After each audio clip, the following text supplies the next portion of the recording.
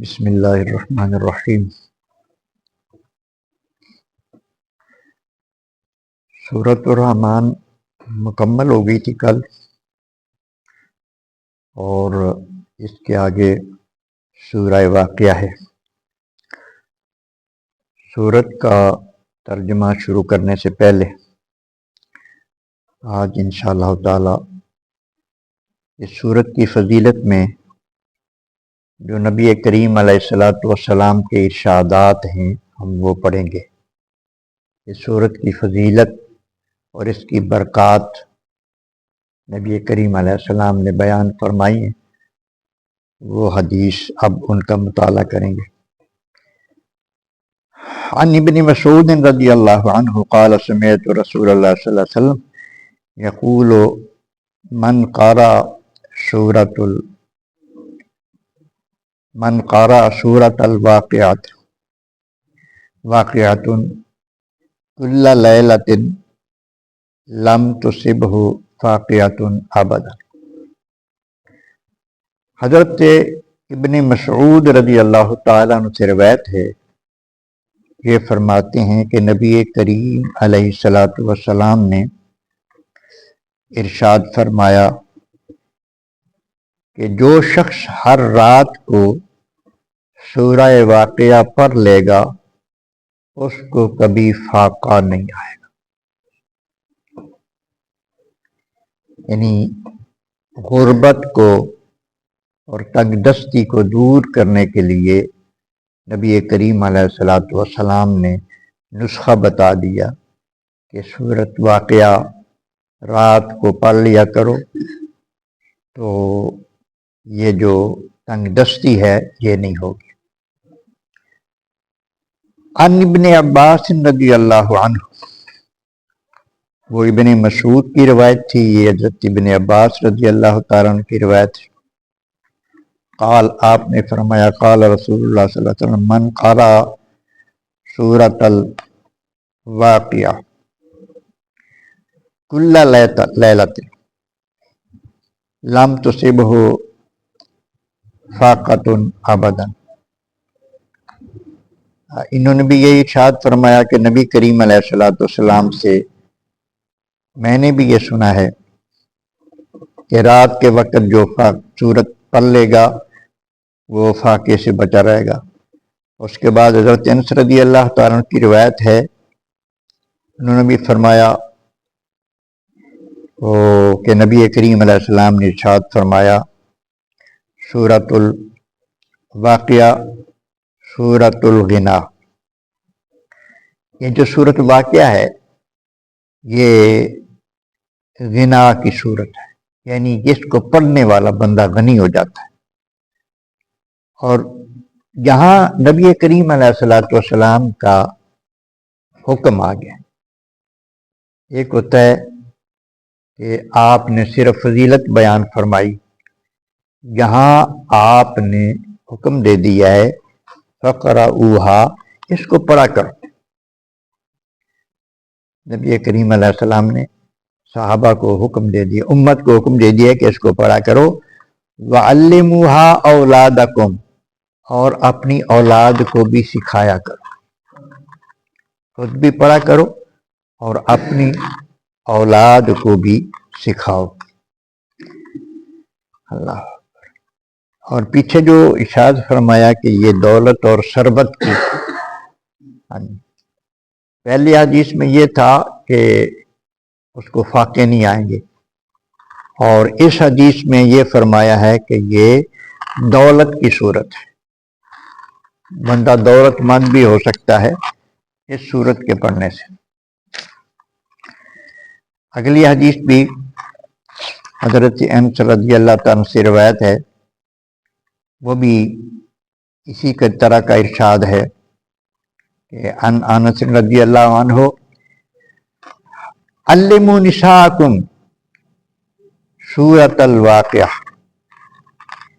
سورہ واقعہ اپنی عورتوں کو سکھایا کرو۔ فإنہا سورۃ الغنا، کہ یہ سورت جو ہے یہ بندے کو غنی کر دیتی ہے۔ اس کے پڑھنے سے یعنی اللہ تبارک و تعالی اس بندے کو غنی کر دیتا ہے۔ اس کے بعد ایک مکالمہ ہے حضرت عثمان غنی رضی اللہ تعالیٰ عنہ اور حضرت عبداللہ ابن مسعود رضی اللہ تعالیٰ عنہ کے درمیان ہوا۔ وہ یہ لکھا ہوا ہے کہ حضرت ابن مسعود رضی اللہ تعالیٰ عنہ بیمار ہو گئے اور اسی بیماری میں ان کی وفات ہوتی ہے۔ ان کی خبر گیری کے لیے حضرت عثمان غنی رضی اللہ تعالیٰ عنہ تشریف لائے۔ یہ حضرت عثمان غنی کا دور حکومت تھا۔ آپ جب تشریف لائے تو آپ نے سوال کیا ما تشکا، آپ کو کیا بیماری ہے؟ اب یہ دو صحابی آپس میں بات کر رہے ہیں اور اصل حقیقت کا علم ان کے پاس لوگوں کے پاس ہوتا ہے، حضور کے تربیت یافتہ ہیں۔ حضرت عبداللہ ابن مسعود انہوں نے پوچھا کہ آپ کو کیا بیماری ہے، کون سی بیماری ہے؟ تو وہ آگے سے جواب دیتے ہیں ذنوبی، مجھے گناہوں کی بیماری،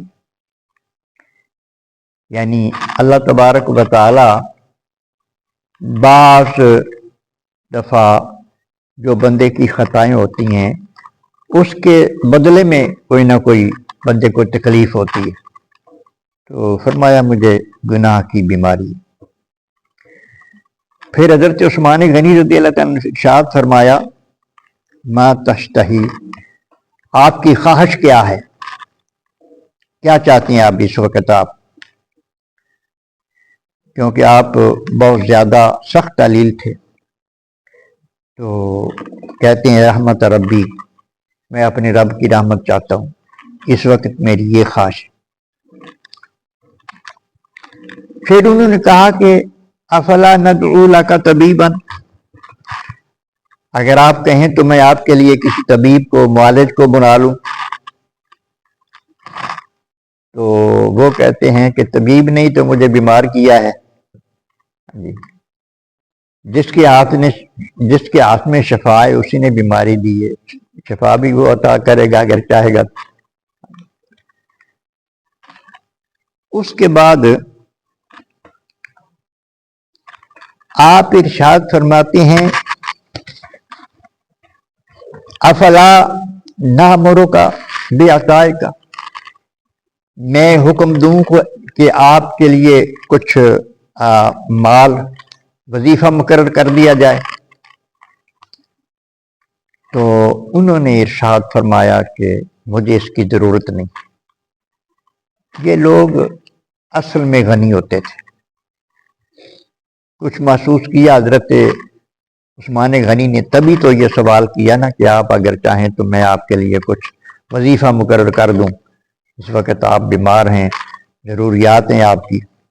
فرمایا نہیں، اس کو دل کی غنا کہتے ہیں، ان کا دل غنی ہوتا۔ اب اگلی جو بات ہے نا وہ ان کے بہت بڑے یقین کی بات ہے۔